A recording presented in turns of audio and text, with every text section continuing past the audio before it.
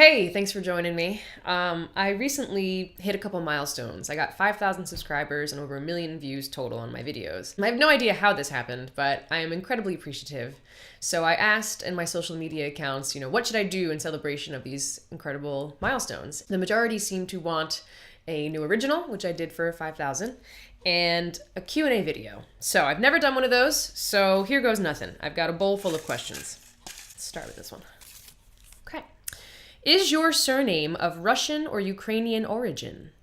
So I believe that it actually is Ukrainian, Boyko. My grandfather on my dad's side had a lot of family in Ukraine. So I've never been there personally, but I hear it's lovely and I'd love to visit. Okay. How do you make arrangements for your covers? Do you always look for tabs on the web or do you figure them out by yourself? And somebody else also asked, where do you get the correct chords for your songs? So if I have time and am feeling like I want to try to be a good guitarist, then I try to figure it out on my own first. Like if it seems like I can handle it, that sounds familiar, maybe I can try these chords. And then if I hit a snag or I'm just in a hurry, then I do rely on the internet and Google it. But a lot of times the ones on the internet, like Crystal kind of mentioned here, they're not always accurate. So with that, I just correct by ear or ask a more talented guitarist friend. Adam asked, if you could only teach or play music, but not both, and money wasn't an issue, which would you choose? Oh boy. All right, so the answer to this question changes pretty frequently. For example, if you asked me this in the beginning of the school year, when I was handed a new curriculum the day before school started, I would have said to you, I need to quit. This is horrible. I just want to be a musician. However, the truth is I am super passionate about science and about my kids. And so as the year goes on and I start to get more comfortable with the new material and I get to know my incredible students, then I'm just like, I have the best job in the world. I love this and I'm still passionate about music. So I guess, but he says not both, because I'm ready to say I just want to do both like I'm doing right now. But if I were a professional musician full-time, I would still need to find a way to connect with students in one way or another anyway. I think it's in me that I need to be a teacher and a musician. This is a cop-out. I'm very sorry, Adam. I don't know. Maybe I'll come back to that one. All right. Stephen asked, given that you're a science teacher and a musician, what techniques do you, or might you, use to convey the science of music to your students? Particularly, why are there only 12 unique notes in the chromatic scale? Why use flats and sharps to distinguish tonal variations, as opposed to more letters in the alphabet, etc., etc.? Well, let me stop you right there, Stephen. First of all, I am not really well trained in music theory. When I was in school, it wasn't really taught unless you were taking an instrument and doing all that. And I was more into singing, and we didn't learn the music theory behind it, which was kind of disappointing. So it really wasn't until recently, a couple years ago, when I started taking guitar lessons, that I learned a lot of what you're referencing here. So to answer your question more concisely, I do not really convey the science of music to my students. Instead, I use music to convey the science to my students, which would be on every Friday when I bring my guitar in and I have them write lyrics that have to do with what they learned that week to a popular song that they want to hear. And of course, if they're not musically inclined or don't feel like writing, they can always draw pictures and stuff like that too. A different Steve asked, do you find that music is your best communication medium, or at least one for which there is no good substitute? That's a great question. I would say that it is definitely not my best communication medium because I'm still learning how to communicate through music, I think. I'm okay with words for the most part, and I can usually, of course, right now I'm not being very eloquent, but I can usually get my point across verbally.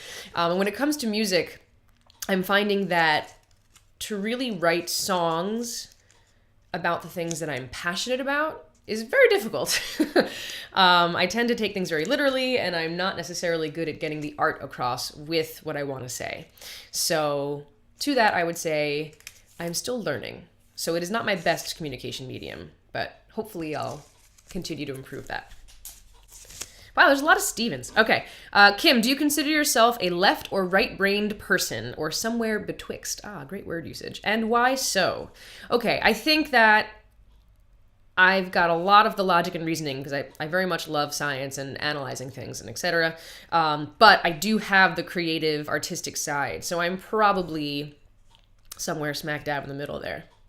Or betwixt.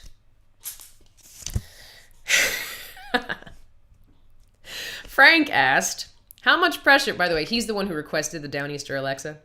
How much pressure did you feel covering Downeaster Alexa? He asked 3 questions. 2, how much did it change your life? 3, ever consider writing your own original Power Fisherman ballad? 1, very little. 2, not at all. And 3, no, I have not, Frank. However, now that you mention it, I should definitely take up fishing and write an original Power Fisherman ballad. Thank you for the suggestion. Okay. Jean asked, who influenced your singing career the most? That's actually very difficult. When I was a kid, I grew up listening to all kinds of music. My parents had very eclectic taste. And I think that has definitely influenced my style of music because I really can't pick one. But in terms of individual people, yeah, I mean, there were a couple singers in my family who, like my dad just sings all the time in the house, whether you want him to or not, making up his own lyrics to really goofy songs. But probably some big singers that just, their voices inspired me. Like, a couple female singers, listening to Heart as a kid, and it's just like, what is she doing with her vocal cords? That's kind of incredible. Maybe I can do that one day. I can't. But I would say some big powerhouse female musicians and singers probably influenced me the most. Jasmine asked, what age did you start to play the guitar? So I started playing when I was younger in high school, probably like freshman year of high school.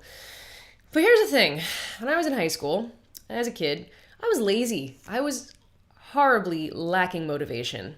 So I started playing guitar and I was like, oh, I have to cut my nails all the time and all these calluses are taking forever to form. And I was just a pain and I stopped. I gave it up. So it wasn't until about 3 or 4 years ago when I decided, or actually my friend Ken asked me if I still played and would perform at a coffee house. And I was like, oh crap, I'd better pick that back up. So I started taking guitar lessons and Ralph Notaro is fantastic and he is the reason that I'm capable of playing anything today, so that's awesome. Melissa asked, you're going on a road trip for days and can only bring 1 CD or playlist. Who's on it? Ooh. Well, I actually have a number of playlists on my phone for situations just like this. Like I have a summer day drive, summer night drive. I guess I like driving in the summer.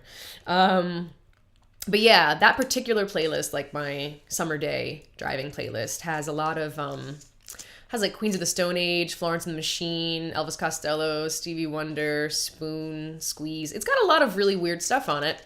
The Sneaker Pimps. Like, I like really music that's all over the place. But primarily I like music that sounds like nothing I've ever heard before. So I guess all of those artists I just mentioned have their own unique sound, and that's what I'm really attracted to. So I would just use my current playlist. I could not pick one album. Forget it. So it looks like that's all the questions, but one of my students, Anoshe, wants a shout out. So, hey Anoshe, see you Monday. And I do want to make sure that I do not forget to sincerely thank and give a shout out to all the people who found my music by chance and still listen to it. That's a big deal. So I just want to say thank you so much to viewers, my friends and family, obviously, but viewers who I've never met in parts of the States, Russia, Ukraine, Turkey, Italy, you name it. You guys are fantastic. And I don't know how you found my music necessarily. Some of them I do.